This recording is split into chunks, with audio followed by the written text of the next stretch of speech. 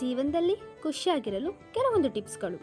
Tip number 1, ಹುಟ್ಟಿದ ಮನುಷ್ಯ ಸಾಯಲೇಬೇಕು, ಅರಳಿದ ಹೂ ಬಾಡಲೇಬೇಕು. ಹಾಗೆ ಜೀವನದಲ್ಲಿ ಯಾವುದು ಶಾಶ್ವತ ಅಲ್ಲ, ಇರೋ ತನಕ ಜೊತೆಯಾಗಿ ಖುಷಿಯಾಗಿರಿ.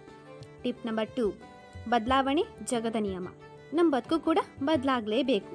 ಬದಲಾದಾಗ ಯಾವುದೇ ರೀತಿಯ ಭಯ ಬೇಡ, ಅದನ್ನು ಹೊಂದ್ಕೊಂಡೋಗ್ಬೇಕು.